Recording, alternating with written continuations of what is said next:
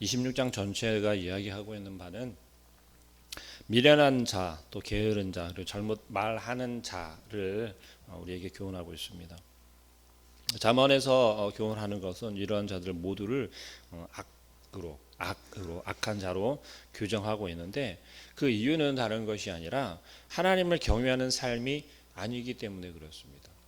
잠언에서 계속해서 우리에게 교훈하고 있는 그 중심 가운데 있는 것을 우리가 기억해야 할 것은 무엇이냐면 바로 하나님을 경외하는 삶이라는 것을 우리는 반드시 기억해야 할 줄로 믿습니다. 우리가 정말 하나님을 경외하고 살아가는지에 대해서 잠언에서 교훈하고 있는 것이 우리의 삶에 얼마나 투영이 되고 또 우리의 삶에 얼마나 지침이 되어지는지를 우리가 만약에 내 거울처럼 비추어 본다면 내가 하나님을 경외하는 삶을 살아가는지를 아주 분명하게 구별할 수 있을 것이고, 또 잠언은 그것을 우리가 비추기에 매우 합당한 그러한 교훈이다라고 말할 수 있겠습니다. 미련한 자에게는 영광과 존경 또 명예 그런 것들이 여름에 눈이 오거나 말이 안 되는 이야기죠. 추수 때 비가 오는 것처럼 어울리지 않는다라는 거예요. 성경에서 가끔 보면 말이 안 되는 이야기들로 비유를 할 때가 있습니다.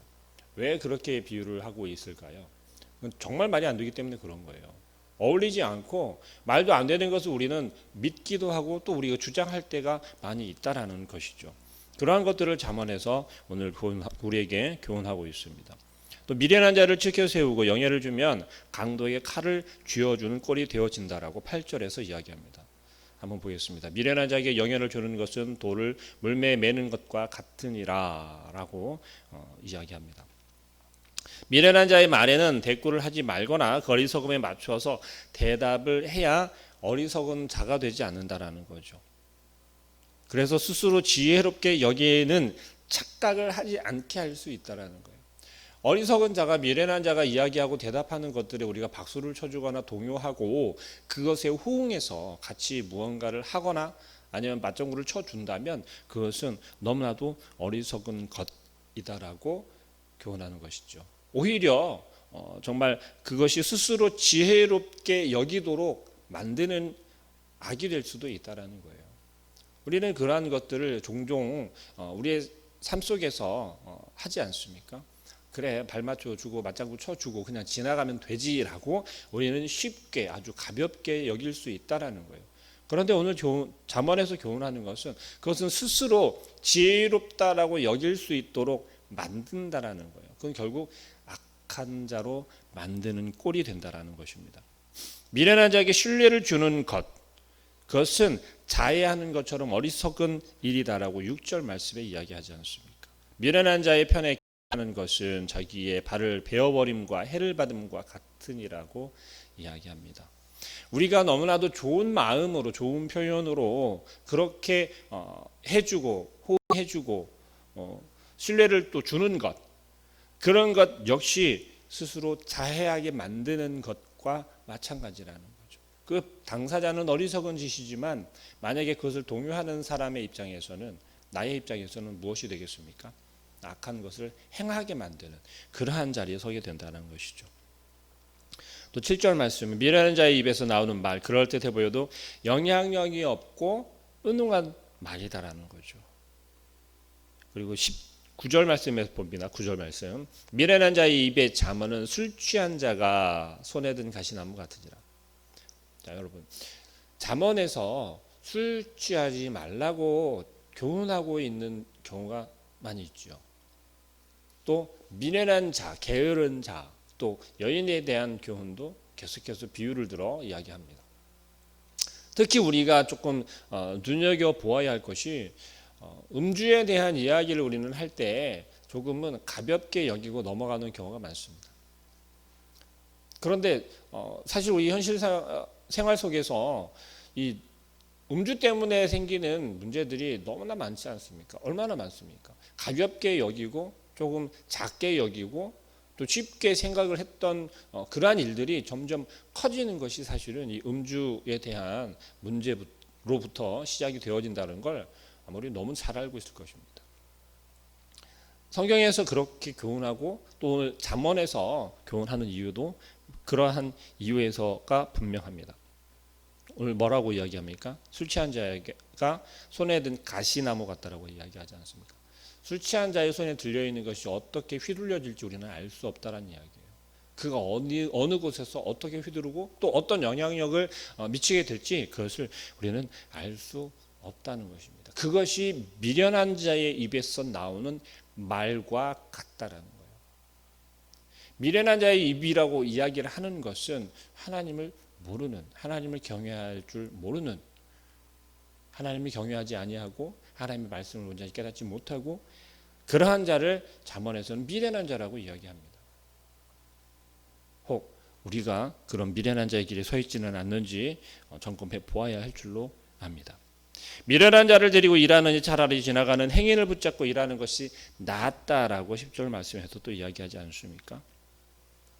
이유는 미련한 자의 거듭 반복되고 또 미련한 행동, 실수 그러한 것들은 정말 실수가 아니라고 11절 말씀에서 콕 집어 이야기하는 거예요. 개가 토한 것을 먹는 것, 미련한 자는 그 미련한 것을 거듭 행한다라고 이야기하는 거예요. 또 가장 미련한 자는 스스로 지혜 있다고 착각하는 자가 가장 미련한 자라고 12절 말씀에 이야기합니다. 내가 스스로 지혜롭게 여기는 자를 보느냐 그보다 미련한 자에게 오히려 희망이느니라. 스스로 지혜롭다고 여기는 것보다 미련한 자는 세상 지식이 없는 사람이 아니라 하나님을 아는 지식을 이야기하는 거예요. 하나님을 아는 지식. 하나님을 경외할 줄 모르게 되겠죠. 하나님을 모르기 때문에 하나님을 경외할 줄 모르는 거예요. 하나님을 경외하는 삶을 살 수 없는 거예요. 우리가 똑같이 신앙생활하고 똑같이 교회 공동체 안에서 함께 믿음 생활을 한다 하지만 사회에 나아가서 세상에서의 모습을 바라보면서 우리는 뭐라고 이야기합니까? 누구는 어떠하던데, 누구는 뭐라고 하던데, 누구는 어떻던데, 누구는 이러던데. 우리 너무나도 쉽게 그러한 이야기를 많이 하지 않습니까? 네, 이야기할 수도 있겠지요. 그러나 그것이 어떻게 되는 거예요? 험담이 되고 뒷담화가 되고 그 뒤통수에 대고 이야기하는 것이 되어진다면 그것이 결코 지혜로운 말은 아니라는 것이죠. 우리의 삶이, 우리의 모습이 정말 하나님을 아는 지혜를 통해서 하나님을 아는 지식, 하나님을 경외하는 삶을 통해서 드러나야 마땅할 줄로 믿습니다. 또 계속해서 이야기하는 것은 게으른 자에 대한 이야기를 하고 있습니다. 13절부터 한번 볼까요? 13절 게으른 자는 길에 사자가 있다 거리에 사자가 있다 하느니라. 희한하죠. 잠언에서 계속해서 게으른 자를 이야기를 할 때 게으른 자의 핑계는 길거리에 사자가 있다라는 핑계를 계속 댄다라는 거예요.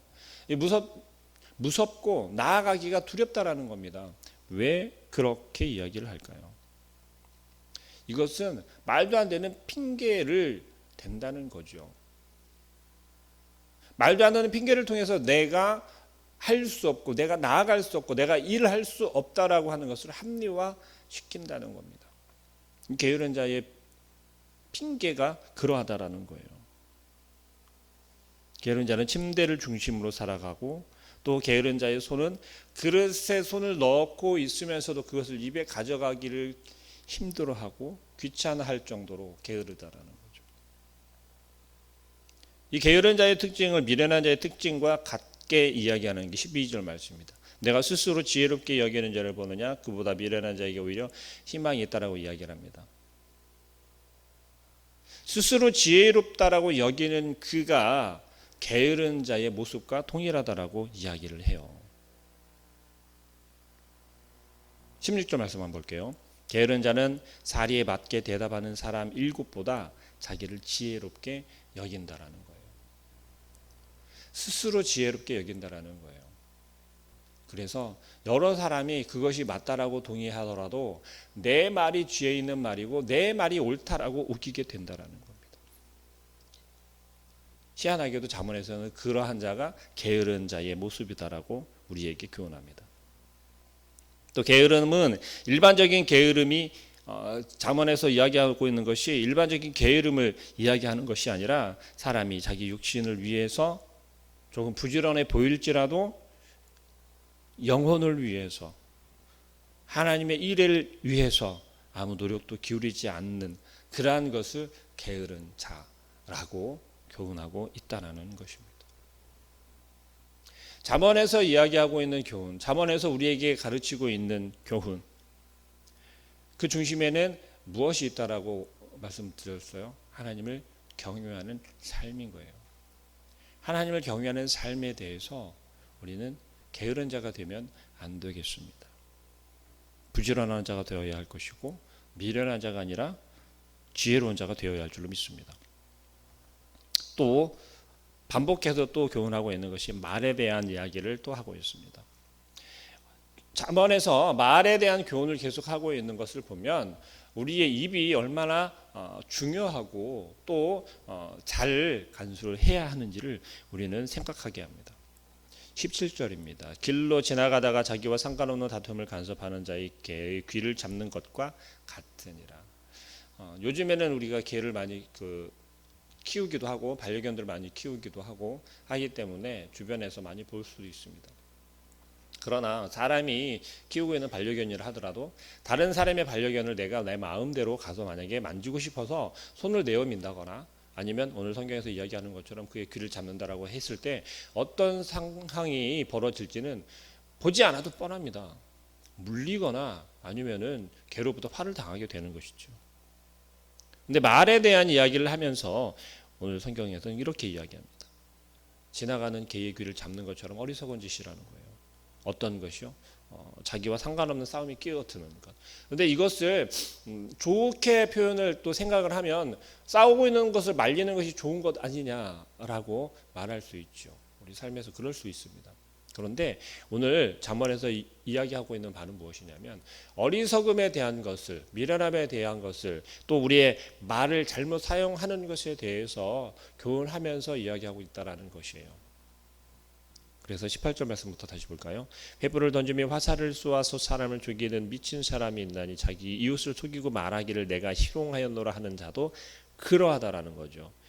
말을 잘못하고 내 입을 함부로 놀려서 주변 사람들, 이웃 사람들을 희롱하고 그의 허물을 들추어내고 그의 약점들을 우리가 막 이야기하는 것이 무엇과 같다라고 하냐면 횃불을 던지며 화살을 쏘아서 사람을 죽이는, 정말 죄송합니다. 좀 과격한 표현인데 미친 사람이라는 거예요. 미친 거라는 거예요. 성경에서 잠언에서 오늘 표현하는 것처럼 미친 사람이라고 표현을 하는 거예요. 어떤 사람이요? 말을 함부로 하고 입을 함부로 놀리고 험담을 하고 이웃들에 대하여서 그 약점들을 들추어내며 말하고 다니는 사람을 죽이며 다니고 횃불을 휘둘고 다니는 미친 사람으로 표현하고 있다는 거예요. 얼마나 과격한 표현입니까? 그만큼 우리 입에 달려있는 우리의 이 말이 그만큼 위험하다라는 거예요. 함부로 말하는 것이. 미련한 자의 말이 그러니까 얼마나 위험하냐라는 것을 오늘 잠언은 교훈하고 있다라는 것입니다. 말은 많은 사람들을 어떻게 만들기도 합니까? 이간질시키고 오해를 만들고 그래서 싸움을 하게 만드는 그러한 일을 우리는 너무나도 많이 보지 않습니까? 그렇기 때문에 잠언에서는 말을 많이 하지 말라고 교훈합니다. 또 남의 말을 하는 것을 오늘 성경에서 별식처럼 좋아하는 그러한 사람, 내 속까지 쑥 들어가 있는, 너무 좋아하니까 별식이 얼마나 맛있습니까? 그런데 그것을 조심하라고 이야기합니다. 정말 우리가 아무 생각 없이 말을 툭툭 던지는 그러한 사람들이 있습니다. 또 아무런 의미 없이 그냥 그렇게 이야기를 하는 사람들도 많이 있습니다. 그런데 그 말 한마디로 인해서 어떤 영향, 어떤 결과가 나타나게 되냐면 다툼이 일어나거나 아니면 죽음에 이르게 하거나 뭐 우리가 상상할 수 없는 그러한 일들이 일어나게 되는 것이죠. 그렇기 때문에 우리의 말은 너무나도 조심해야 하는 것입니다. 특히 신앙인들의 말은 어떻습니까? 우리 믿는 자들의 말은 어떠해야 하겠습니까? 우리 입에서는 정말 하나님의 그 은혜의 말만, 내 경험한 하나님의 사랑에 대한 이야기만 흘러 넘어쳐야 되지 않겠습니까? 사람은 살리는 말만 우리 입에서 많이 나와야 하지 않겠습니까? 최소한 사람을 살리는 말이 아닐지라도 하나님에 대한, 하나님의 말씀에 대한, 내가 받은 하나님의 그 은혜에 대한 이야기가 우리 입에서 충만해야 하지 않겠습니까? 그러나 정작 우리의 삶에서는 사실 나의 것을 먼저 이야기하게 되는 것이고 내 이익에 대한 이야기를 먼저 하게 된다는 것이죠.